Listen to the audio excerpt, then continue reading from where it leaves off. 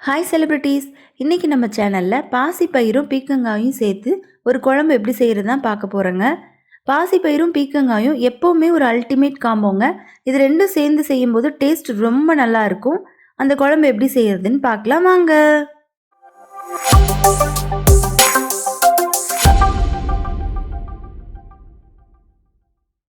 பாசிப்பயிறு பீக்கங்காய் குழம்பு செய்கிறதுக்கு 1/2 கப் பாசிப்பயிரை வெறும் வாணலியில் வறுத்துக்க போகிறோங்க.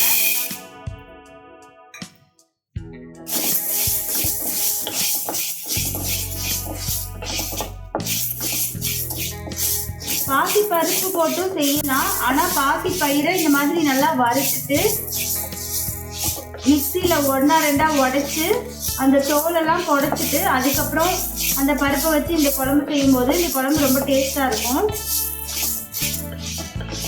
கைவிடாமல் கிளறிக்கணும், இல்லைன்னா கருகிரும்.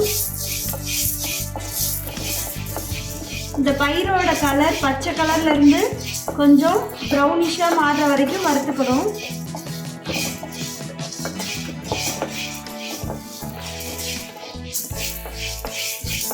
இந்த பயிறு வறுக்கும் போது வாசம் ரொம்ப நல்லா இருக்குங்க. இது ஆறுனதுக்கு அப்புறம் இது இப்படியே சாப்பிட்டா கூட நல்லா இருக்கும்.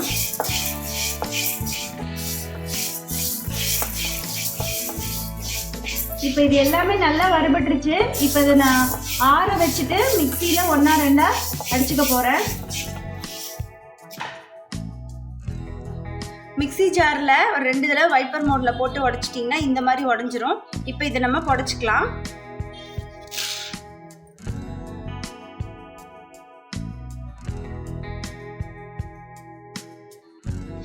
தோல் மட்டும் லைட்டாக புடைச்சிக்கோங்க. அதுக்கப்புறம் பருப்பு இந்த மாதிரி இருக்கும். இதுதான் நம்ம குழம்புல சேர்க்க போகிறோம். வாங்க குழம்பு எப்படி செய்யறதுன்னு பார்க்கலாம். குழம்பு செய்யறதுக்கு 2 டேபிள் ஸ்பூன் எண்ணெய் ஊற்றி எண்ணெய் நல்லா காஞ்சதுக்கு அப்புறமா கடுகு உளுந்து சேர்த்துக்கலாம். கடுகு நல்லா பொரிஞ்சதுக்கு அப்புறமா 3 பல்லு பூண்டு தட்டி வச்சிருக்கேன். சின்ன வெங்காயம் ஒரு 15 சின்ன வெங்காயம், ஒரு கொத்து கருவேப்பிலை 3 சேர்த்துக்கலாம்.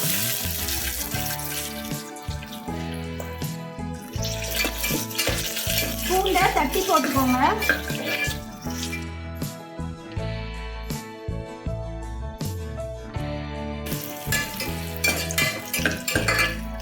வெங்காயம் இந்த அளவு வதங்கினதுக்கு அப்புறமா கட் பண்ணி வச்சிருக்கிற ஒரு நாட்டு தக்காளி சேர்த்துக்கலாம்.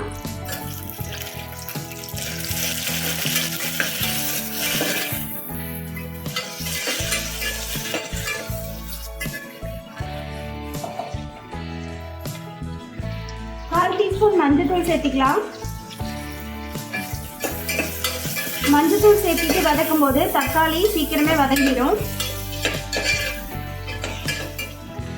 தக்காளி வதங்கின உடனே ஒரு 1/2 டீஸ்பூன் மிளகாத்தூள் சேர்த்திக்கோங்க.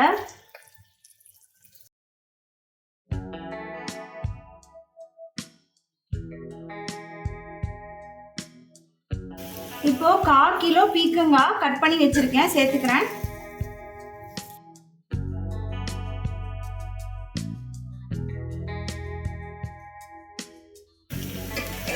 பீக்கங்காய் சேர்த்து 1 நிமிஷம் வதக்கிட்டு நம்ம புடைச்சி வச்சிருக்கிற பாசிப்பயிறு இதுல சேர்த்துக்கலாம்.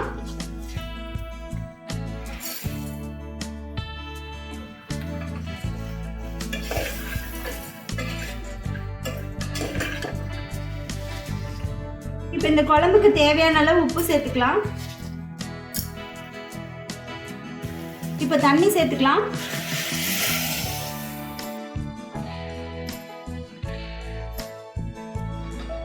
இந்த காயெல்லாம் மூழ்கிற அளவுக்கு தண்ணி இருந்தா போதும், அதுக்கு மேல வேண்டாம்.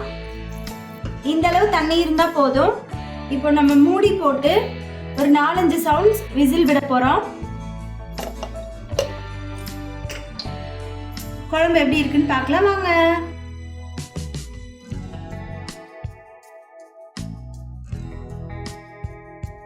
நம்மளோட பாசிப்பயிறு பீக்கங்காய் குழம்பு ரெடி. வாசம் சூப்பரா இருக்குங்க.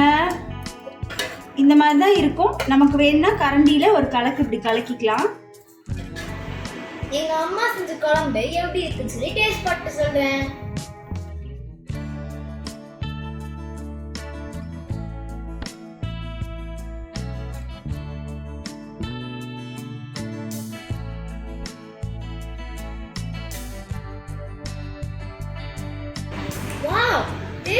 இருக்கு.